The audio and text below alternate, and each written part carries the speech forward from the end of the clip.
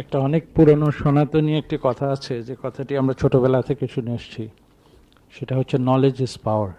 আজকের যুগে কেউ কেউ এটাকে একটু পরিবর্তিত করে বলেন যে ইনফরমেশন ইজ পাওয়ার।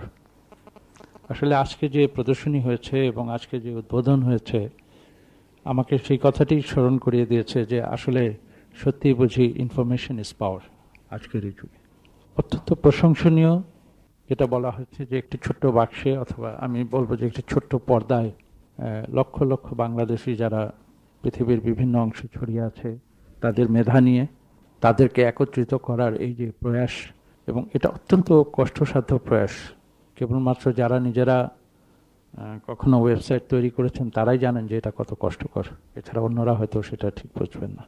আমি জানি না দিনের পর দিন রাতের পর রাত কতদিন ধরে তাকেই কাজ করতে হয়েছে, যার যে ফসল সেটা আমরা আজকে সবাই পেয়েছি। আমি তাকে অভিনন্দন জানাই এবং তাকে ধন্যবাদ জানাই। বিদেশে আমাদের অনেক মেধাবী ছেলেমেয়েরা রয়েছে, যেমন আমার নিজের বেলায় বলি, আমার শিক্ষকেরাও রয়েছেন, আমার ছাত্রীরাও রয়েছে। তার অর্থ হয়তো ঠিক এটা হবে না যে আমরা দিন দিন মেধাশূন্য হয়ে যাচ্ছি। যেমন এটা কেমন করে বলবো যে মেধাশূন্য হয়ে যাচ্ছে? এখানে আমাদের সামনে বসে আছেন আমাদের জনাব মুহিত সাহেব, যিনিও একসময় এই বিদেশি ক্যাটেগরিতে ছিলেন। 71 সালে 70 সালে বিদেশে বাংলাদেশের স্বাধীনতা সংগ্রামে তার যে অবদান এটা সর্বজন বিদিত। সেই মেধাবী লোকটি কিন্তু আজকে আমাদের সঙ্গেই আছে, মেধা শূন্য হয়ে যায়নি। এখানে প্রফেসর আকাশ রয়েছেন, ডক্টর দেবপ্রিয় রয়েছেন, আমাদের ব্র্যাক বিশ্ববিদ্যালয়ের শ্রদ্ধেয় উপাচার্য রয়েছেন, ঢাকা বিশ্ববিদ্যালয়ের শ্রদ্ধেয় উপাচার্য রয়েছেন, প্রফেসর জিল্লুর রহমান সিদ্দিকী সাহেব রয়েছেন, বাংলাদেশ বিআইডিএস এর শ্রদ্ধেয় অর্থনীতিবিদ তিনি রয়েছেন। এরা সবাই, আমি যতদূর জানি যে এরা সবাই একসময় বিদেশে ছিলেন, জনাব ডক্টর আতিউর রহমান সাহেব সহ। এবং বিদেশের টানে বিদেশে গিয়ে জ্ঞান আহরণ করে নিজের মেধার বিকাশ ঘটিয়ে এবং সেখান থেকে মেধার সঞ্চয় করে এরা তো সবাই দেশে ফিরে এসছে। আর যার উপলক্ষে আজকের এই অনুষ্ঠানটিতে আমরা এসেছি তার কথা না বললেই নয়। এম.ই. চৌধুরী শামীম, তিনি সম্ভবত এখনো বিদেশে রয়ে গিয়েছেন, তবে আজকের তার যে কাজের যে ফসল সেটা দেখে আমি খুব নিশ্চিত নই যে তিনি বিদেশে থেকেই যাবেন। আমার মনে হচ্ছে তিনিও হয়তো বিদেশে ফিরে আসবেন। কাজেই মেধা শূন্য যে আমরা হয়ে যাচ্ছি সেটা নয়, যে জিনিসটা হচ্ছে যে আমাদের এই মেধাকে সমন্বিতভাবে দেশের কাজে লাগানো, সেই জিনিসটা হয়তো আমরা ঠিক সফলভাবে করতে পারছি না। এবং এক্ষেত্রে শুধু দেশের ভেতরে যারা মেধাবী তাদের সমন্বয় নয়, তাদের সঙ্গে যারা বিদেশে মেধাবী যারা রয়েছেন তাদের সকলের যদি সমন্বয় আমরা করতে পারি, এবং তারই কিছুটা পরিচয় আজকের এই ওয়েবসাইট উদ্বোধনে আমি যেভাবে দেখেছি এটাকে, সেই সমন্বয় সাধন যদি করতে পারি, এটা বলার অপেক্ষা রাখে না যে এই দেশ সত্যি উপকৃত হবে, এই দেশের মঙ্গল হবে এবং এই দেশের মানুষের কল্যাণ সাধিত হবে। এবং আজকে এটা সম্ভব হচ্ছে একটি বিশেষ কারণে, যে এই নতুন শতাব্দীতে, এই নতুন সহস্রাব্দে যে নতুন যে technology, information and communication technology, সেই টেকনোলজির কল্যাণে। এবং এ প্রসঙ্গে আমি যে কথাটি জোর দিয়ে বলবো সেটা হচ্ছে যে এটা কেবল একটি টেকনোলজি নয়, আজকে এটা স্বীকৃত হয়েছে সর্বত্র, বিশ্বের সর্বত্র, যে এই নতুন একটি টেকনোলজি যেটা অত্যন্ত হাইটেক যাকে বলা হয়, অথচ এটা অত্যন্ত হাইটেক হয়েও এটা সাধারণ মানুষের হাতের মুঠোয় রয়েছে। এটাই হচ্ছে নতুন টেকনোলজির বিশেষত্ব। এবং একই সঙ্গে এটা এমন একটি নতুন টেকনোলজি যার দাম দিন দিন কমে এসছে, এবং আমাদের যে পারচেজিং পাওয়ার, অ্যাফোর্ডেবিলিটি তার ভেতরে আসছে। এবং এটা এমন একটা নতুন টেকনোলজি যেখানে আমরা ফ্রগ লিপ করতে পারি, অর্থাৎ অতীতের যে উন্নয়নের যে বিভিন্ন স্তরগুলো, সেই স্তরগুলো আমরা লাভ দিয়ে পার হয়ে সর্বশেষ স্তরে সরাসরি নিজেদের সংযুক্ত করতে পারি। যে এই যে তিনটি বড় সুবিধা, এই তিনটি বড় সুবিধাকে কাজে লাগিয়ে এই নতুন টেকনোলজিকে আমরা কেবলমাত্র একটি টেকনোলজি হিসেবে নয়, এটি একটি সমাজ পরিবর্তনের হাতিয়ার হিসেবে আমরা দেখতে চাই। বলা বাহুল্য, সমাজ পরিবর্তনের সাথে সাথে যে প্রশ্নগুলো আসে, যেমন একটি সরকারের সুশাসন, স্বচ্ছতা, জবাবদিহিতা, এই বিষয়গুলো কিন্তু এই নতুন টেকনোলজির মাধ্যমে খুব সহজেই নিশ্চিত করা যায়, যেটা সনাতন পদ্ধতিতে অনেক সময় করা যায় না। একই সঙ্গে একটি গণতান্ত্রিক সরকারকে সাধারণ মানুষের দোরগোড়ায় পৌঁছে দেওয়ার যে প্রচেষ্টা, সেটাও কিন্তু এই টেকনোলজির মাধ্যমে খুব সহজে সম্ভব। কাজে এই সব দিক বিবেচনায় আজকে এই নতুন টেকনোলজিকে সমাজ পরিবর্তনের একটি হাতিয়ার হিসেবে ব্যবহার করার যে প্রচেষ্টা, সেই প্রচেষ্টারই একটি উদ্যোগ হিসাবে, তারই একটি অংশ হিসেবে আমি আজকের এই কার্যক্রমকে আমি গ্রহণ করব। আমি বক্তব্য দীর্ঘ করতে চাই না, আমি শুধু এইটুকু বলবো যে এই প্রচেষ্টা সফল হোক। আমার কাছে জানতে চাওয়া হয়েছে যে সরকার এ বিষয়ে কি সহযোগিতা দিতে পারে বা সরকার এটাকে কিভাবে নেবে। আমি কিভাবে নিচ্ছি, আমার উপস্থিতি তো সেটা প্রমাণ করছে। আমি আসলে যেটা সত্যি কথা সেটা হচ্ছে যে এই ধরনের কার্যক্রমে আজকের যিনি উদ্যোক্তা এম চৌধুরী শামীম, তিনি যে অবদান রেখেছেন তার চেয়ে খুব বেশি অবদান যে সরকার রাখতে পারবে সেটা আমি মনে করি না, এবং এটা আমি খোলাখুলি বলছি। এটা এমন একটি প্রযুক্তি, এটা এমন একটি হাতিয়ার, যেটা আমি বলেছি যে এটা কেবল সরকারের কোনো নিজস্ব এখতিয়ারের বিষয় নয় এবং হওয়া উচিতও নয়। কেননা এ ধরনের একটি শক্তিশালী অস্ত্র যদি সরকারের এখতিয়ার হয়ে যায়, তাহলে আমি বলবো যে এটা সমূহ বিপদের সম্ভাবনা হতে পারে। এটা উন্মুক্ত থাকা উচিত। আপনারা জানেন যে আজকে বিশ্বব্যাপী এ নিয়ে অনেক বিতর্ক হচ্ছে। আগামী মাসে টিউনিসে যে জাতিসংঘের যে সর্বোচ্চ পর্যায়ের যে শীর্ষ সম্মেলন যেটি অনুষ্ঠিত হবে, সেখানে সবচেয়ে যে বিষয়গুলি নিয়ে বিতর্ক হচ্ছে তার মধ্যে একটি হচ্ছে ইন্টারনেট গভর্নেন্স, অর্থাৎ সরকার তার যে প্রশাসন প্রক্রিয়া, সুশাসন প্রক্রিয়া, সেগুলোকে কিভাবে জনমানুষের কল্যাণে নিবেদিত করবে, তার মূল চাবিকাঠি কার হাতে থাকবে, সরকারের হাতে থাকবে না বেসরকারের হাতে থাকবে। এনজিও কথাটিও একটু আগে বলেছেন ডক্টর দেবপ্রিয়, সরকারের হাতে থাকবে না সরকারের বাইরে থাকবে। আসলে আপনারা জানেন যে সকল শক্তির উৎস হচ্ছে মানুষ, এবং সরকারও সে মানুষের ঊর্ধ্বে, এটা আমি মনে করি না। সরকারকে মানুষ কেবলমাত্র একটি নির্দিষ্ট সময়ের জন্য একটি দায়িত্ব দেয়, এবং তারপরে সেই দায়িত্ব তারা সঠিকভাবে পালন করেছে কি না সেটা তারা পরীক্ষা নিরীক্ষা করে, বিশ্লেষণ করে। সেই কারণেই কিন্তু আমি বলি যে জনগণের যে সার্বভৌমত্ব, সেটা কিন্তু ফিরে ফিরে জনগণের হাতে ফিরে আসে একটা নির্দিষ্ট সময়, কোনো দেশে 4 বছর, কোনো দেশে 5 বছর, তারপরে তখন মানুষ সরকারকে পুনরায় মূল্যায়ন করে এবং তখন তাদের মতামত আবার দেয়। এবং সেই ক্ষেত্রে আজকের এই যে আইসিটির যে হাতিয়ার, সেটা আমি বিশ্বাস করি জনগণের হাতেই রাখতে হবে। এবং সরকার হয়তো কিছু নীতিমালা দিতে পারে, যেটা আমরা ইতিমধ্যে দিয়েছি। সরকার কিছু আইন করতে পারে, জনপ্রতিনিধিদের সমন্বয়ে যে সংসদ গঠিত, সেই সংসদের মাধ্যমে সংখ্যাগরিষ্ঠতার দাবিতে একটি আইনও হয়তো করতে পারে, যেটা পরিবর্তিত হতে পারে।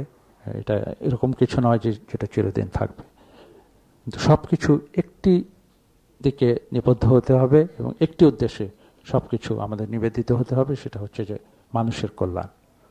এবং আজকের যে প্রচেষ্টা, সেটা মানুষের কল্যাণে নিবেদিত হয়েছে, এই বিশ্বাস, এই আস্থা প্রকাশ করে এবং এম চৌধুরী শামীম, তাকে আন্তরিক ধন্যবাদ জানিয়ে তার এই মহতী প্রচেষ্টার সফল হোক, এই আশাবাদ ব্যক্ত করে আমার বক্তব্য শেষ করছি। খোদা হাফেজ। আজকের এই ওয়েবসাইট উদ্বোধন অনুষ্ঠানের সভাপতি, প্রধান অতিথি, আলোচকবৃন্দ, সুধীবৃন্দ, আমি বোধহয় এখানে একমাত্র ব্যক্তি যার এই সমস্ত বিষয়ে কথা বলার অধিকার নিয়ে প্রশ্ন তোলা যায়। অন্ততপক্ষে আমার নিজের মনে সেই প্রশ্নটি আছে, কারণ ওয়েবসাইটে জগৎটা আমার কাছে খুব নতুন এবং আমি বারবার চেষ্টা করছি এবং বারবার হোঁচট খাচ্ছি, কিন্তু আমার আগ্রহ আছে এবং আমি জানি যে ওয়েবসাইটে প্রবেশ করতে পারলে আমার মতো লোকেরও এখন কর্মজীবন অতীতের ব্যাপার, কিন্তু কিছু লেখালেখি, কিছু পড়াশোনার ব্যাপার আছে, আমার জন্য খুব উপকারী। সেই জন্যে যখন শামীম আমার সঙ্গে দেখা করে বিস্তারিতভাবে অনেকখানি সময় নিয়ে তার এই ওয়েবসাইটের ব্যাপারটি আমাকে বুঝালো, আমি আশ্চর্য হলাম, মুগ্ধ হলাম এবং খুব খুশি হলাম যে একক চেষ্টায় সে এত বড় কাজ একটা মোটামুটি একটা অনেক দূর এগিয়ে নিয়েছে। কাজটি এখনো চলছে, এর যে অসম্পূর্ণতার দিক সে সম্বন্ধে শামীম বলেছে এবং অনেকের সঙ্গে আমি একথা বলবো যে এটা সম্পূর্ণতা পায় এবং এর প্রায়োগিক যে মূল্য সেটা আমরা সামনের দিনগুলোতে অবশ্যই দেখতে পারবো। জাফর ইকবাল সাহেবই এই প্রশ্নটা তুলেছিলেন যে বিদেশে যারা আছেন আমাদের স্কলার্স, তাদের মধ্যে কতজন আছেন যারা বাংলাদেশের সঙ্গে যোগাযোগ রাখতে চান কিংবা বাংলাদেশকে বিভিন্ন ব্যাপারে গবেষণা ইত্যাদি ক্ষেত্রে সহায়তা করতে প্রস্তুত। আমার নিজের মনে হয় যে প্রবাসী বাঙালিরাই বরং দেশ সম্বন্ধে আজকাল বেশি ভাবছেন। আমি নানা রকমভাবে তার প্রমাণ পাই। আমার বরং মনে যে প্রশ্নটা এসছে সেটা একটু অন্যরকম, সেটা হচ্ছে এই যে আমরা কতটা আগ্রহী এবং প্রস্তুত তাদের সাহায্য নিতে। কারণ আমাদের মধ্যে অনেক সময় এক ধরনের অদ্ভুত রক্ষণশীলতা কাজ করে। আমরা খুব আত্মসন্তুষ্ট, আমরা যেভাবে আছি তাতেই সন্তুষ্ট, এরকম একটা ভাব। আমাদের একাডেমিয়াতেও এইরকম একটা নিশ্চেষ্টতা এবং উদ্যমহীনতার পরিবেশ এসছে বলে আমার ভয় হয়। তো সুতরাং তারা কতটা আগ্রহী তার চেয়ে বরং আমি জানতে চাইব যে আমরা কতটা তাদের সঙ্গে যোগাযোগ করতে চাই এবং তাদের সহায়তা চাই। আমার কাছে সেটাই বড় প্রশ্ন বলে মনে হয়।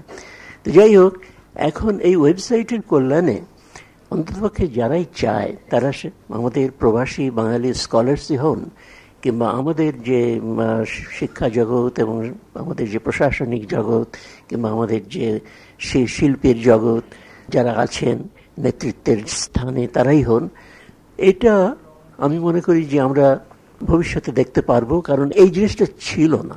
আরেকটা জিনিস যে কিছুদিন আগেও আমরা জানতাম না যে আমাদের বাঙালি কত স্কলার্স বিভিন্ন জায়গাতে আছেন, কারণ আমরা বাইরে ছড়িয়ে পড়ার ব্যাপারটা বাংলাদেশে খুব বেশি দিন আগে শুরু হয়নি। বাংলাদেশ হওয়ার পর, স্বাধীনতার পরই পৃথিবীর দরজাটা আমাদের কাছে খুলে গেছে। তার আগে কিন্তু পাকিস্তানি আমলে এভাবে খোলেনি। খুলে যাওয়ার পর আমরা সেই সুযোগটা নিয়েছি, যার ফলে আজকে যে কথা আমাদের আতিউর রহমান সাহেব বললেন যে বাংলাদেশ বলতে এখন শুধু এই ভূখণ্ডের মধ্যে যেটুকু বাংলাদেশ তা নয়, বাংলাদেশকে বিশ্বময় এখন ছড়িয়ে পড়েছে। সেই যে বৃহৎ বাংলাদেশ, সেই বৃহৎ বাংলাদেশকে আরো কাছে টানার এবং একটি উদ্দেশ্যে উন্নয়ন এবং প্রগতি এবং শিক্ষা এবং সংস্কৃতি এই লক্ষ্যগুলো সামনে রেখে সেই বৃহত্তর বাংলাদেশ কীভাবে একযোগে কাজ করতে পারে সেই চিন্তাটাই এখন আমাদের খুব জরুরি চিন্তা। এবং এই ব্যাপারে ওয়েবসাইটটা যে খুবই সহায়ক হবে এ ব্যাপারে আমার বিন্দুমাত্র সন্দেহ নেই। আমি শামীমকে অভিনন্দন জানাচ্ছি তার এই কাজের জন্য। এই পর্যন্তই আমার কথা। সবাইকে ধন্যবাদ। আজকের অনুষ্ঠানের মাননীয় অতিথিবৃন্দ এবং সুধী মণ্ডলী, শামীমকে অনেক বছর আগে আমি ইংরেজি বিভাগে পড়াতাম, আমার ছাত্র। তারপর আমেরিকা চলে গেল। একসময় শুনলাম সে IBM এ চাকরি নিয়েছে। বিষয়টা আমার খুব প্রীতিময় মনে হয়েছিল, কারণ সাধারণত সাহিত্যের ছাত্রছাত্রী তাদের সঙ্গে কম্পিউটারের সম্পর্ক খুবই সামান্য, এবং IBM এ সে খুব সুনামের সঙ্গে কাজ করেছে এবং তার স্ত্রীও একজন কম্পিউটার বিশেষজ্ঞ। দুজনে মিলে তারা অনেক রকমের প্রোগ্রাম করেছে, অনেক ওয়েবসাইট ডিজাইন করেছে এবং তার সঙ্গে তার যুক্ত হয়েছে আরও কিছু প্যাশনের ব্যাপার। ও থাকে নিউ ইয়র্ক স্টেটের পকেপসি নামে একটা জায়গায়, যেখানে তার বাসাতে আমি আতিথেয়তা নিয়েছি একবার, এবং সেখান থেকে নিউ ইয়র্কে প্রায় 200 মাইল গাড়ি চালিয়ে আসে যারা বাংলাদেশি পরিবার থাকে নিউ ইয়র্কে এবং আশেপাশে নিউ জার্সিতে। তাদের সন্তানদের বাংলা ভাষা এবং সংস্কৃতির বিভিন্ন পাঠ আর কম্পিউটার বিষয়গুলি শেখানো হয়। তো এই যে তার বহুদিনের একটা উদ্যোগ এবং সেই লেগে থাকার একটা প্রবণতা খুব ভালো ফল দিয়েছে। আমি দেখতে পেয়েছি যে বাঙালি যে সমস্ত পরিবারের বাংলা ভাষার চর্চা ছিল না, এটা খুবই দুঃখজনক যে যারা নিউ ইয়র্কে থাকেন বা আমেরিকায় থাকেন বা বিদেশে থাকেন, সেই সমস্ত পরিবারের সন্তানদের বাংলা ভাষা শেখানো হয় না এবং অনেকে তারা বাংলায় কথা বলতে পর্যন্ত বলতে পারে না। এবং সংস্কৃতির বিষয় তো দূরের কথা, বাংলা গান, বাংলা নাটক, এই বিষয়গুলি নিয়ে তাদের একটা বিরাট অনীহা কাজ করে, জানার আগ্রহ থাকে না। এই বিষয়গুলি তারা কিন্তু কাজ করছে। আমি তখনই বুঝেছিলাম যে শামীম এই ধরনের কিছু কাজে আগ্রহী, যেখানে বাংলাদেশকে তুলে ধরার জন্য যেটুকু প্রয়োজন সেটুকু সে করবে। এই যে ওয়েবসাইট যেটা হয়েছে scholarsbangladesh.com, এই বিষয়টি নিয়ে আমার সঙ্গে কিছুদিন আগে তার প্রথম আলাপ হয়েছে এবং সে এবং তার স্ত্রী মিলে দুজন আমাকে দেখিয়েছে সমস্ত বিষয়গুলি এবং আমার খুব ভালো লেগেছিল। এই ধরনের একটি ডাইরেক্টরি থাকা উচিত এবং খুব ইন্টারঅ্যাক্টিভ। তবে আমিও জাফর ইকবালের সঙ্গে একমত যে স্কলার কথাটার ভিতর আমার কিছু দ্বিধা আছে। তবে আমি মনে করি যে স্কলার বলতে যদি আমরা মধ্যযুগীয় স্কলার হিসেবে বিবেচনা করি, সমস্ত ছাত্রই ছিল স্কলার। যিনি স্কুলে গিয়েছেন তিনি স্কলার, সেরকম একটা বিষয় ছিল। স্কলারিজম অর্থাৎ জ্ঞানের অন্বেষা, কাজে যে ইউনিভার্সিটি পড়ছে সেও স্কলার, যে স্কলারশিপ পাওয়া হয় এরকম আমার মনে হয়। তাহলে ওই রকম একটা যদি দেয়া হয় ব্যাখ্যা, যে স্কলার বলতে ঠিক পণ্ডিত না, স্কলারশিপ যারা জড়িত আছেন পড়াশোনায় তাদেরকে বোঝানো যেতে পারে। আর আরেকটা জিনিস আমার যেটা ভালো লেগেছে যে এই যে বিভিন্নভাবে আমরা জানতে পারি কোথায় কে আছেন, কাজ করছেন, কোন মাঠে কাজ করছেন, কি কাজ করছেন। আমি দু একবার আন্তর্জাতিক যখন সেমিনার হয় তখন আমাকে বলা হয় যে বাংলাদেশে এই বিষয় নিয়ে কে কাজ করছেন। আমি তখন অনেককে জিজ্ঞেস করে জানতে হয় যে কে কোন ক্ষেত্রে কি কাজ করছেন। এখন যেটা হবে আমি বলে দিতে পারি, আপনারা scholarsbangladesh.com দেখুন এবং বাংলাদেশের মেধার সঙ্গে বিশ্বের পরিচয় ঘটানো এবং বিশ্বের সঙ্গে বাংলাদেশের একটা সংযোগ ঘটানো, এই দুই দিকেই আমার মনে হয় এই ওয়েবসাইট তার অবদান রাখতে পারবে। আজকের এই ওয়েবসাইট উদ্বোধন অনুষ্ঠানের সভাপতি, প্রধান অতিথি, আলোচকবৃন্দ, সুধীবৃন্দ, আমি বোধহয় এখানে একমাত্র ব্যক্তি যার এই সমস্ত বিষয়ে কথা বলার অধিকার নিয়ে প্রশ্ন তোলা যায়। অন্ততপক্ষে আমার নিজের মনে সেই প্রশ্নটি আছে, কারণ ওয়েবসাইটে জগৎটা আমার কাছে খুব নতুন এবং আমি বারবার চেষ্টা করছি এবং বারবার হোঁচট খাচ্ছি, কিন্তু আমার আগ্রহ আছে এবং আমি জানি যে ওয়েবসাইটে প্রবেশ করতে পারলে আমার মতো লোকেরও এখন কর্মজীবন অতীতের ব্যাপার, কিন্তু কিছু লেখালেখি, কিছু পড়াশোনার ব্যাপার আছে, আমার জন্য খুব উপকারী। সেই জন্যে যখন শামীম আমার সঙ্গে দেখা করে বিস্তারিতভাবে অনেকখানি সময় নিয়ে তার এই ওয়েবসাইটের ব্যাপারটি আমাকে বুঝালো, আমি আশ্চর্য হলাম, মুগ্ধ হলাম এবং খুব খুশি হলাম যে একক চেষ্টায় সে এত বড় কাজ একটা মোটামুটি একটা অনেক দূর এগিয়ে নিয়েছে। কাজটি এখনো চলছে, এর যে অসম্পূর্ণতার দিক সে সম্বন্ধে শামীম বলেছে এবং অনেকের সঙ্গে আমি একথা বলবো যে এটা সম্পূর্ণতা পায় এবং এর প্রায়োগিক যে মূল্য সেটা আমরা সামনের দিনগুলোতে অবশ্যই দেখতে পারবো। জাফর ইকবাল সাহেব এই প্রশ্নটা তুলেছিলেন যে বিদেশে যারা আছেন আমাদের স্কলার্স, তাদের মধ্যে কতজন আছেন যারা বাংলাদেশের সঙ্গে যোগাযোগ রাখতে চান কিংবা বাংলাদেশকে বিভিন্ন ব্যাপারে গবেষণা ইত্যাদি ক্ষেত্রে সহায়তা করতে প্রস্তুত। আমার নিজের মনে হয় যে প্রবাসী বাঙালিরাই বরং দেশ সম্বন্ধে আজকাল বেশি ভাবছেন। আমি নানা রকমভাবে তার প্রমাণ পাই। আমার বরং মনে যে প্রশ্নটা এসছে সেটা একটু অন্যরকম, সেটা হচ্ছে এই যে আমরা কতটা আগ্রহী এবং প্রস্তুত তাদের সাহায্য নিতে। কারণ আমাদের মধ্যে অনেক সময় এক ধরনের অদ্ভুত রক্ষণশীলতা কাজ করে। আমরা খুব আত্মসন্তুষ্ট, আমরা যেভাবে আছি তাতেই সন্তুষ্ট, এরকম একটা ভাব। আমাদের একাডেমিয়াতেও এইরকম একটা নিশ্চেষ্টতা এবং উদ্যমহীনতার পরিবেশ এসছে বলে আমার ভয় হয়। তো সুতরাং তারা কতটা আগ্রহী তার চেয়ে বরং আমি জানতে চাইব যে আমরা কতটা তাদের সঙ্গে যোগাযোগ করতে চাই এবং তাদের সহায়তা চাই। আমার কাছে সেটাই বড় প্রশ্ন বলে মনে হয়। তো যাই হোক, এখন এই ওয়েবসাইটের কল্যাণে অন্ততপক্ষে যারাই চায় তারা আমাদের প্রবাসী বাঙালি স্কলার্সই হন, কিংবা আমাদের যে শিক্ষা জগৎ এবং আমাদের যে প্রশাসনিক জগৎ, কিংবা আমাদের যে শিল্পের জগৎ যারা আছেন নেতৃত্বের স্থানে, তারাই হন, এটা আমি মনে করি যে আমরা ভবিষ্যতে দেখতে পারবো। কারণ এই জিনিসটা ছিল না। আরেকটা জিনিস যে কিছুদিন আগেও আমরা জানতাম না যে আমাদের বাঙালি কত স্কলার্স বিভিন্ন জায়গাতে আছেন। কারণ আমরা বাইরে ছড়িয়ে পড়ার ব্যাপারটা বাংলাদেশে খুব বেশি দিন আগে শুরু হয়নি। বাংলাদেশ হওয়ার পর, স্বাধীনতার পরই পৃথিবীর দরজাটা আমাদের কাছে খুলে গেছে। তার আগে কিন্তু পাকিস্তানি আমলে এভাবে খোলেনি। খুলে যাওয়ার পর আমরা সেই সুযোগটা নিয়েছি, যার ফলে আজকে যে কথা আমাদের আতিউর রহমান সাহেব বললেন যে বাংলাদেশ বলতে এখন শুধু এই ভূখণ্ডের মধ্যে যেটুকু বাংলাদেশ তা নয়, বাংলাদেশ কিন্তু বিশ্বময় এখন ছড়িয়ে পড়েছে।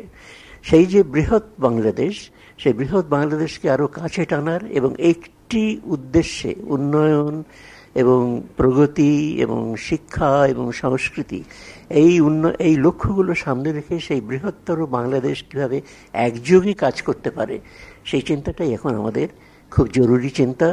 এবং এই ব্যাপারে ওয়েবসাইটটা যে খুবই সহায়ক হবে এ ব্যাপারে আমার বিন্দুমাত্র সন্দেহ নেই। আমি শামীমকে অভিনন্দন জানাচ্ছি তার এই কাজের জন্য। এই পর্যন্তই আমার কথা। সবাইকে ধন্যবাদ।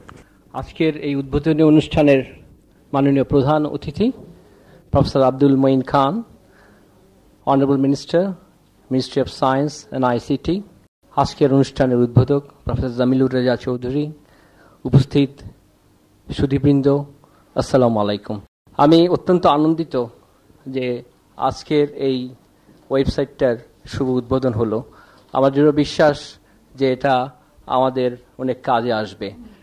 আজকে এখানে মাননীয় মন্ত্রী আছেন এবং এই ওয়েবসাইটের ব্যবহারের এই আমাদের নীতি নির্ধারকদের সহায়তা দান করবে, আমাদের যারা প্রশাসক আছেন তাদের সহায়তা দান করবেন, যারা গবেষক শিক্ষক আছেন তাদের জন্য এটা সহায়ক হবে। আপনারা জানেন যে ঢাকা বিশ্ববিদ্যালয় তার ঐতিহ্য সৃষ্টি করেছিল মূলত গবেষণার মাধ্যমেই। সেই 1926 সালে বো সায়েন্স অ্যান্ড স্ট্যাটিস্টিক্সের বোস এই ঢাকা বিশ্ববিদ্যালয়ে বসেই গবেষণা করে সেই বোস বো সায়েন্স অ্যান্ড স্ট্যাটিস্টিক্স করেছিলেন। কিন্তু সাম্প্রতিককালে ঢাকা বিশ্ববিদ্যালয় তথা বাংলাদেশের প্রতিটা পাবলিক বিশ্ববিদ্যালয়ের গবেষণার মান ঠিক আশানুরূপ নয়। তার প্রধান কারণ এই যে আমাদের মেধার অভাব আছে। আমাদের মেইন প্রবলেম ছিল বা যেটা এখনো আছে সেটা হচ্ছে সুযোগ সুবিধার কথা, এবং এই সুযোগ সুবিধার অভাবের জন্যই আমাদের অনেক প্রতিভাবান বাংলাদেশি ইউরোপ বা আমেরিকার বিভিন্ন বিশ্ববিদ্যালয়ে চাকরি করছেন এবং বাংলাদেশের সন্তান হয়ে বাংলাদেশ থেকে লেখাপড়া করে উচ্চশিক্ষা গ্রহণ করে এখন তারা একটি অন্য দেশকে সার্ভ করছেন। আমার মনে হয় এটা বাংলাদেশের জন্য অত্যন্ত একটা দুঃখজনক অবস্থা, এবং এটার কারণ হচ্ছে যে আমরা সুযোগ সুবিধার সৃষ্টি করতে পারিনি।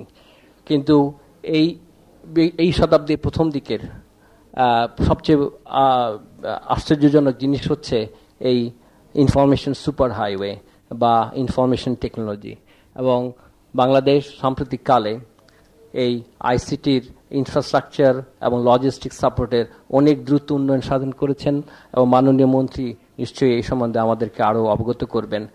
এবং আপনারা জানেন সাম্প্রতিককালে Bangladesh south east Asia, middle east, western ইউরোপের 1.2 টেরাবিটস পার সেকেন্ড যে অপটিক্যাল ফাইবার সাবমেরিন কেবল আছে তার সাথে সংযুক্ত হচ্ছে, এবং তাতে বাংলাদেশ প্রাথমিকভাবে বোধহয় 7 গিগাবিটস ব্যান্ডউইথ পাবে। এটা বাংলাদেশের জন্য একটা ইনর্মাস একটা প্রাপ্তি হবে, এবং এরই প্রস্তুতি হিসাবে ঢাকা বিশ্ববিদ্যালয় আমরা আমাদের ঢাকা বিশ্ববিদ্যালয় ক্যাম্পাসে এবং ছাত্র হল থেকে আরম্ভ করে সব ইনস্টিটিউটগুলোকে আমরা অপটিক্যাল ফাইবার নেটওয়ার্কের মাধ্যমে তৈরি করছি, এবং এই ব্যান্ডউইথ পাওয়া গেলে আমরা সরাসরি এটা ব্যবহার করতে পারবো। কিন্তু আমি যদি আমার বাংলাদেশি কোনো গবেষকের কাছে কোনো পেপারের কপি চাই বা ফর দ্যাট ম্যাটার কোনো সাহায্য সহযোগিতা চাই, আমার দৃঢ় বিশ্বাস উনি বাংলাদেশি হিসাবে আমরা যে এখানে কাজ করছি আমাদের সাহায্য সহযোগিতা করবে। এবং এই ওয়েবসাইট যদি পূর্ণাঙ্গ হয়, অর্থাৎ সকল ফিল্ডের সকল গবেষকের যদি একটা পূর্ণাঙ্গ ডাইরেক্টরি থাকে এবং তারা কে কী কাজ করছেন এটা যদি আমি এক্সপার্টিজ অনুযায়ী যদি সার্চ করতে পারি, তাহলে ইমিডিয়েটলি আমার ফিল্ড লেজার ফিজিক্সে আমার কি কাজ দরকার, কে কে কী কাজ করছে এবং আমার কি সহায়তা প্রয়োজন, আমি তাৎক্ষণিকভাবে সেটা গ্রহণ করতে পারবো। এটা শুধু আমাদের গবেষকদের জন্য নয়, এটা আমাদের ছাত্রছাত্রীদের জন্যও আমাদের অনেক উপকারী হবে। তো আমি পরিশেষে আবারও এমি চৌধুরী আর শামীমকে আমার ব্যক্তিগত পক্ষ থেকে এবং আমাদের সকলের পক্ষ থেকে আন্তরিক ধন্যবাদ ও কৃতজ্ঞতা জানাচ্ছি একটা সুন্দর কাজ করার জন্য, যেটা দেশের মঙ্গলে আসবে। আপনাদের সবাইকে ধন্যবাদ। scholarsbangladesh.com এর উদ্বোধনী অনুষ্ঠানে উপস্থিত থাকতে পেরে খুবই আনন্দিত বোধ করছি এবং আমি মনে করি এটি একটি অত্যন্ত সম্ভাবনাময় প্রকল্প এবং এটি অনেক দিনের একটি শূন্যতাকে পূরণ করবে। আমরা বিভিন্ন সময়ে, একটু আগে আপনারা বিভিন্ন ব্যক্তিদের কাছে শুনেছেন যে তথ্যের জন্য বিভিন্ন সময় কারিগরি সহযোগিতা বা বিভিন্ন সময়ে আমরা কোনো ক্ষেত্রে কোনো কাজ সম্পাদনের জন্য উপযুক্ত ব্যক্তির সন্ধান করে থাকি, তখন এই ধরনের একটি ওয়েবসাইটের অভাব আমরা বিভিন্ন সময় অনুভব করেছি এবং আজকে সেই অভাবটা হয়তো কিছুটা পূরণ হবে। এবং আমার মনে হয় একই রকমভাবে যে সমস্ত বাঙালিরা, বাংলাদেশিরা বিদেশে আছেন, তারাও এটার মাধ্যমে নতুনভাবে দেশের সাথে সংযুক্ত হওয়ার সুযোগ পাবেন। ওয়েবসাইটটির তথ্য বিন্যাস যেভাবে করা হয়েছে, তার যে গঠন, সেটি যথেষ্ট ব্যবহার উপযোগী বলে আমার কাছে মনে হয়েছে এবং এটার আগামীতে আরও এটার সমৃদ্ধশালী হলে পরে আমরা আরেকটু ব্যবহার করে এটা বুঝতে পারবো। এখানে আপনারা শুনেছেন বিভিন্নভাবে যে বিদেশে অবস্থানরত দেশীয় নাগরিক তাদের ভূমিকা সম্বন্ধে এবং কথা উঠেছে, এর ভিতরে একটা টেনশনও আছে। আমি টেনশনের উপলক্ষে বলি, যেমন আপনারা যে হ্যান্ডআউটটা বিলি করেছেন, এই যে এটা ফ্লায়ারটা আছে, ফ্লায়ারের ভিতর লেখা আছে নিরাপত্তা ও মর্যাদাহীনতার কারণে ওনারা দেশ ত্যাগ করেছেন। আমি এই বক্তব্যের সাথে সম্পূর্ণভাবে একমত না। আমি উল্লেখ করি, দেখেন বাংলাদেশ, চায়নার এখন 5.5 কোটি ডায়াসপোরা বিদেশে আছে এবং চায়নার বড় ধরনের ইনভেস্টমেন্ট যেটা হয় তার 70% আসে হলো বিদেশে অবস্থানরত চাইনিজদের কাছ থেকে। আপনারা যদি লক্ষ্য করেন যে ইন্ডিয়ার এই মুহূর্তে 2 কোটির উপরে, প্রায় 2.25 কোটির মতো ভারতীয় বিদেশে অবস্থান করে এবং ভারতেরও প্রায় এই মুহূর্তে বিদেশি বিনিয়োগের প্রায় 20-25% আসে ভারতীয়দের, অনিবাসী ভারতীয়দের কাছ থেকে। এখন বাংলাদেশে যদি আমরা লক্ষ্য করি, তাহলে এটা তো একভাবে আমরা দেশের সাথে যুক্ত করতে চাচ্ছি, কিন্তু অনিবাসী ভারতীয় বাংলাদেশিরা যারা আছেন তারা এই মুহূর্তে বাংলাদেশের অর্থনীতির যে এই মুহূর্তে যে উন্নয়নের চেষ্টা চলছে তার সাথে কতখানি সম্পৃক্ত। এখন আপনি লক্ষ্য করে দেখেন, বাংলাদেশে 350 কোটি ডলারের মতো আমরা বার্ষিক রেমিটেন্স আয় করে থাকি। এই রেমিটেন্স আয়টা মূলত হলো কিন্তু আমাদের যে স্বল্প দক্ষ বা অদক্ষ শ্রমিক যারা 2 লক্ষ করে বছরে বিদেশে গিয়ে থাকে, তাদের কাছ থেকে মূলত আসে। বিভিন্ন গবেষণা থেকে দেখা গেছে যে rate of savings and rate of remittance towards Bangladesh is much more higher amongst the low skilled and the semi skilled workers, কারণ তারা হলো টেম্পোরারি মাইগ্রেন্ট, তারা অস্থায়ী বা সাময়িকভাবে বিদেশে যায়, তাদের এখানে দরিদ্র পরিবার থাকে, তারা অর্থ দেশে পাঠান। কিন্তু যাদের আমরা স্কলার বলছি, যাদের আমরা এই এক্সপার্ট বলছি, যাদের প্রফেশনাল বলছি, আপনারা লক্ষ্য করে দেখবেন ওনাদের মূলত লক্ষ্যটা হলো স্থায়ীভাবে বিদেশে থাকা। যেই মুহূর্তে স্থায়ীভাবে বিদেশে থাকা হয়, ওই মুহূর্তেই তাদের সঞ্চয় এবং তাদের বিনিয়োগের যে কাঠামো সেটা হয়ে ওঠে ওই দেশিমুখী। সেহেতু যে তাদের বর্ধিত আয়ের থেকে, আমি বর্ধিত জ্ঞানের থেকে না, বর্ধিত আয়ের থেকে যে বাংলাদেশ এই ক্ষেত্রে যে সুযোগ পাবে, সেই তুলনায় আমি এখনো মনে করি চায়নার তুলনায় তো বটেই, ভারতের তুলনায় আমরা অনেক কম। এমনকি আপনারা যদি সাম্প্রতিককালে পাকিস্তানের অভিজ্ঞতা দেখেন, পাকিস্তানের তুলনায় আমরা কিন্তু সেইভাবে অনেক কম আছি। পাকিস্তানে যেভাবে এবং 9/11-এর পরে যেভাবে বিভিন্ন পরিস্থিতির কারণে হয়েছে, কিন্তু তাদের ফরেন এক্সচেঞ্জ রিজার্ভে যেভাবে টাকা পয়সা এসেছে, বাংলাদেশে সেভাবে আসেনি। এখন কেউ বলতে পারেন এটা বাংলাদেশের ব্যর্থতা।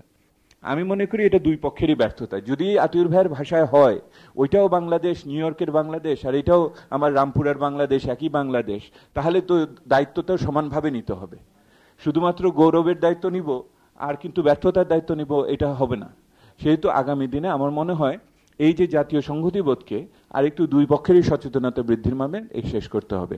আমি শেষ কথাটা যেটা বলতে চাচ্ছি যে এই ওয়েবসাইটের মাধ্যমে বাংলাদেশের উন্নয়নে শুধুমাত্র কনসালটেন্সি বা একটা চাকরির সুযোগের বিষয় না, আরো বৃহত্তর উন্নয়নে যুক্ত করার কোনো কায়দা আছে কিনা সেটা আপনারা দেখুন, ওয়েবসাইটকে সেইভাবে ব্যবহার করার সুযোগ আছে কিনা দেখুন। এটা হলো 1 নম্বর। আর 2 নম্বর হলো ওয়েবসাইটের সাকসেস আমরা দেখি হিটস দিয়ে, কত হিট হলো ওটার ভিত্তিতে। আমার মনে হয় এখানে হলো কতগুলো সাকসেসফুল কোঅপারেশন হলো সেইটার কোনো একটা হিসাব থাকা উচিত। কারণ আজ থেকে 1 বছর 2 বছর পরে আমরাই জিজ্ঞেস করবো, ইভ্যালুয়েশন করতে চাইবো এটা ইম্প্যাক্টটা কি হয়েছে। সেই ইম্প্যাক্টের সময় যেন আপনাদের তথ্যের ঘাটতি না হয় সেটা আগে থেকেই আপনার প্রি ডিজাইন করুন, এটি বলতে চাইলাম। ধন্যবাদ আপনাদের। মাননীয় অতিথিবৃন্দ, উপস্থিত সুধী মণ্ডলী, আমিও শামীমকে অত ঘনিষ্ঠভাবে চিনতাম না, কিন্তু মাঝখানে ওর এই কাজ নিয়ে আমার সাথে অনেকক্ষণ কথা হলো এবং পুরো জিনিসটা দেখালো, এবং তখন আমার মনে হলো যে একজন ব্যক্তি এত বড় কাজ করতে পারে, এটা সত্যি বিস্ময়কর।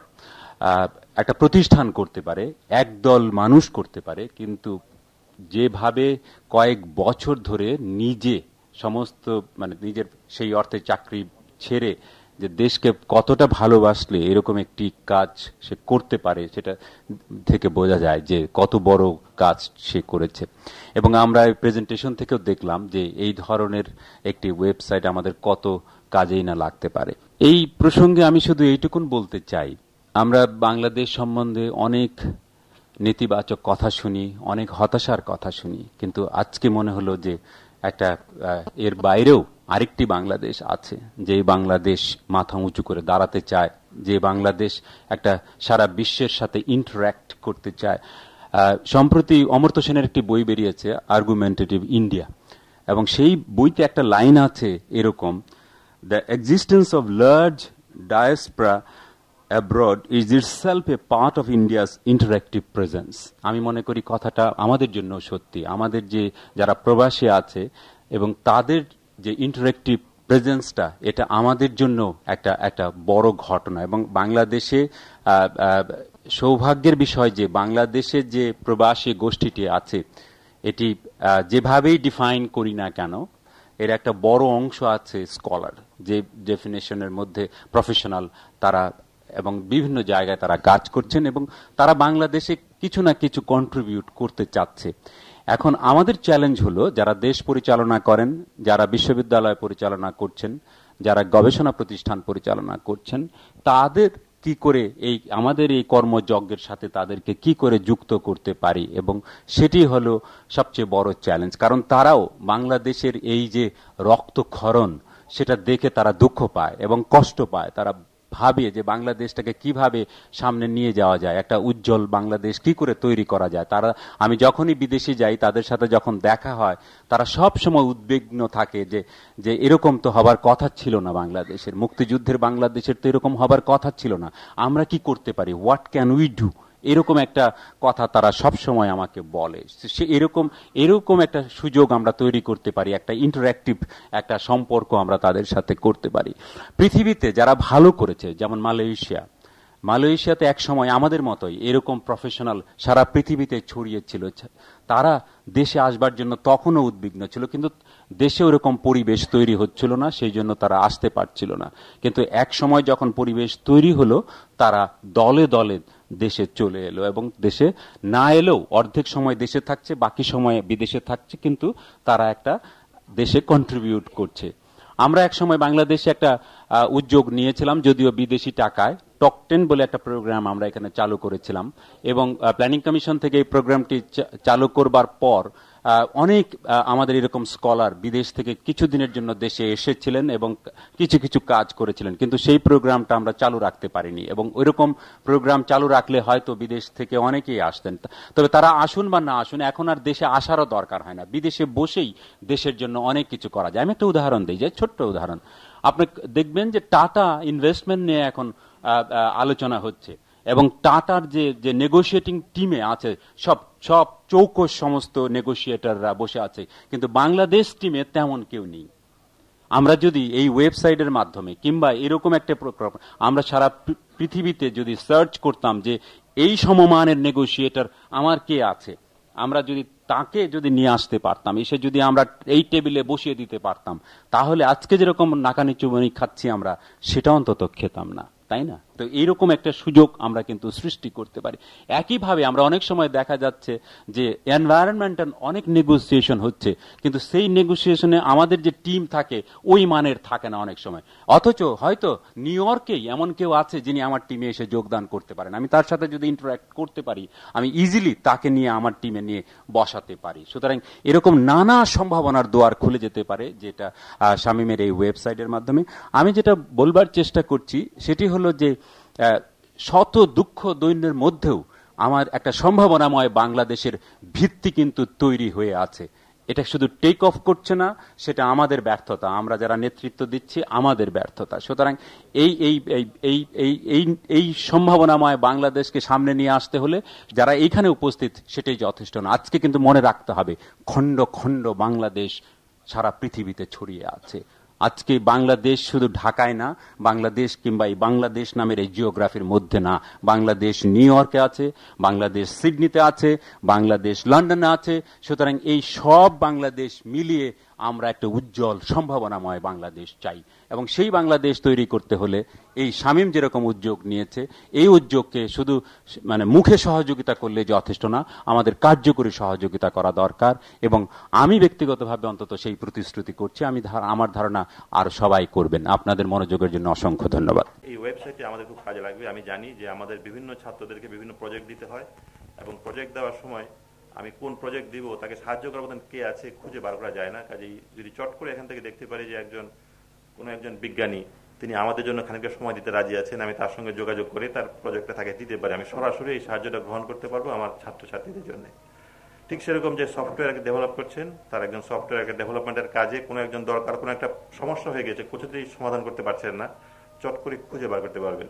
কাজে এই ওয়েবসাইটটি কার্যকর করার জন্য আমি শামীমকে অনুরোধ করব, যাদের নাম এখানে দেওয়া হবে প্রথমেই তাদের থেকে একটা স্বীকৃতি নিয়ে নিতে হবে যে তারা আসলে সাহায্য করতে রাজি আছেন।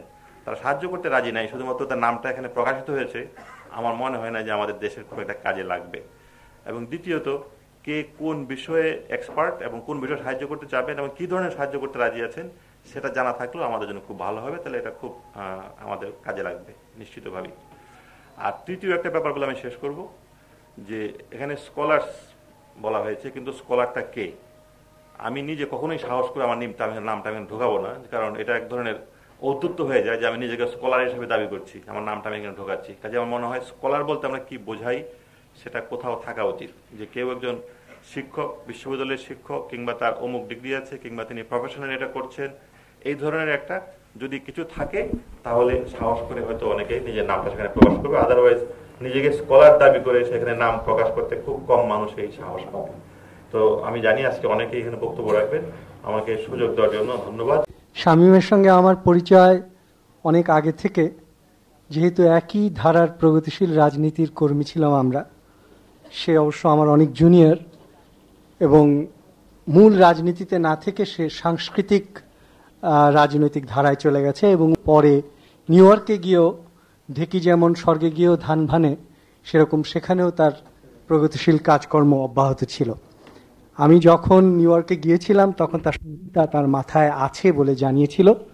এবার দেখলাম যে সেই চিন্তাটা শুধু চিন্তা রূপে স্থির থাকেনি, বাস্তবে রূপ গ্রহণ করেছে, এবং রূপ গ্রহণ করার পর্যায়ে ঢাকায় এসেই সে আমার সঙ্গে অনেক আলোচনাও করেছে।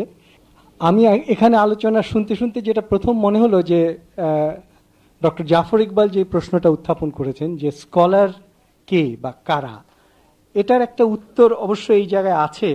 আপনারা যদি দেখেন স্কলার্স অফ দ্য ইয়ার যেই সাইটের যেই মেনুটা আছে, সেখানে এরকম একটা বলা আছে যে আমরা এই সাইট আমন্ত্রণ জানাচ্ছি তাদের যারা শিক্ষা, গবেষণা, বিজ্ঞান, প্রযুক্তি, শিল্প, সংস্কৃতি, চিকিৎসা এবং বসবাসকারী দেশের মূলধারার রাজনীতি ও সামাজিক ক্ষেত্রে অবদান রাখছেন। এখানে সংজ্ঞাটা একটু অস্পষ্ট, কারণ অবদান কি মাত্রায় অবদান সেইটা এখানে স্পেসিফিক্যালি বলা হয়নি। তবে আমি ধারণা করছি যে এইসব ক্ষেত্রে যারা কোনো পেশায় আছেন তাদেরকেই হয়তো স্কলারের মর্যাদা দেওয়া হচ্ছে, যদিও নামের সঙ্গে এই এই সংজ্ঞার হয়তো শব্দের ডিকশনারি অর্থ আর এখানকার স্পেসিফিক অর্থ নাও মিলতে পারে। তবে এই অর্থেও যদি একটা ডিরেক্টরি তৈরি হয় তাহলে সেই ডিরেক্টরির যে একটা উপযোগিতা আছে তা আমরা অবশ্যই বুঝতে পেরেছি। আরেকটা বিষয়ে এটাও আমার পূর্ববর্তী বক্তা জাফর ইকবালই সন্দেহ পোষণ করেছেন যে যারা বাইরে থাকে, বাইরে যারা চলে গেছে দেশ ছেড়ে, তারা কি সত্যি হেল্প করতে আগ্রহী কিনা এবং সেটা কি জায়গায়, কোন জায়গায়, কতটুকু। এ ব্যাপারে আমি তার সঙ্গে কিছু মানে মিলও পোষণ করছে আমার মত, আবার কিছু অমিলও আছে। অমিল প্রসঙ্গে এটা বলি, আমার অভিজ্ঞতা বাইরে যারা আছে তাদের সঙ্গে আলাপ করতে গিয়ে দেখেছি দুই রকম বাইরের লোককে আমি আইডেন্টিফাই করছি। একরকম লোক হচ্ছে যারা 2-3 জেনারেশন ওখানে আছেন, যারা সেকেন্ড জেনারেশন, তাদেরকে আর শহীদ মিনারের কোনো অ্যাপিল নাই, তাদের কাছে স্ট্যাচু অফ লিবার্টির অ্যাপিলই বেশি। কিন্তু যারা ফার্স্ট জেনারেশন, মানে যাদের যৌবন এখানে কেটেছে, এক সময় দেশের জন্য অনেক কিছু করতে চেয়েছিলেন, তারপরে নানা কারণে ছেড়ে দেশের বাইরে চলে গেছেন, তাদের সঙ্গে আলাপ করতে গিয়ে দেখেছি যে তাদের সময়টা যেন এক জায়গায় আটকে আছে। গেলেই আলাপ করলেই বলে, আচ্ছা ওই সময় ইউনিভার্সিটিতে কি করতাম, ওই সময় কি করেছিলাম, ওই গল্পই ফিরে ফিরে আসে। তার থেকে একটা মনে হয় যে হয়তো তাদের মনে গোপনে একটা অপরাধবোধ আছে, অথবা একটা বিবেকের তাড়না আছে, অথবা সিম্পলি বাংলাদেশের জন্য একটা ভালোবাসা আছে। সুতরাং সেখানে আমার মনে হয় যে সেই জায়গাটা ট্যাপ করতে পারলে, সেই জায়গাটা কিছু টোকা দিতে পারলে আমরা কিছু সহানুভূতি, কিছু সাহায্য হয়তো পেতেও পারি। কিন্তু এখানে যেটা সতর্কতার বিষয়, যেটা একটা খারাপ অভিজ্ঞতা থেকে বলছি, যে এরকম কেউ কেউ বাইরে থেকে বাংলাদেশের পক্ষে কিছু করার চেষ্টা করেছিল এবং করার পরে অভিজ্ঞতা হয়েছে এরকম যে বাইরে থেকে যারা আসে এবং দেশের ভিতরে যারা থাকে তাদের মধ্যে ব্যালেন্স অফ ফোর্সটা কি হবে এটা নিয়ে বাংলাদেশে একটা টানাটানি লেগে যায়। এবং ওরা যদি সুপিরিয়রিটি কমপ্লেক্স থেকে আসে যে আমরা সব জানি, সব পারি, সব বলবো, তাহলে এখানে শেষ পর্যন্ত সংগঠনটা বিভক্তও হয়ে গেছে, সাস্টেইনও করেনি, এরকমও আমি দেখেছি। সুতরাং এইখানে একটা ডেলিকেট ব্যালেন্স এবং ডায়ালেকটিক্স আছে, সেটা কিভাবে শেষ পর্যন্ত হ্যান্ডেল করা হবে তার উপর নির্ভর করবে এটা আসলে মানে কতটুকু কার্যকরী হবে।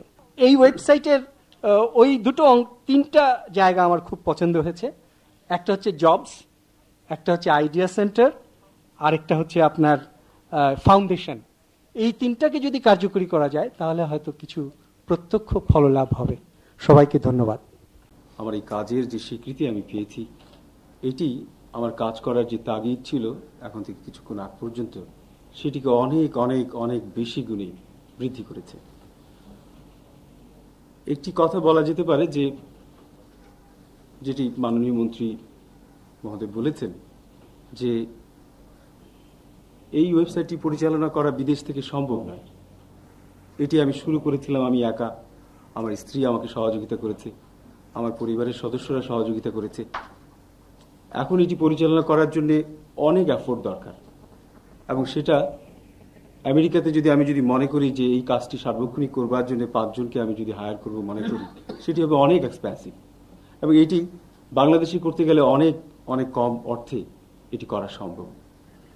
ইতিমধ্যেই আমি একটি ছোট্ট অফিসের মতো করেছি, যেখানে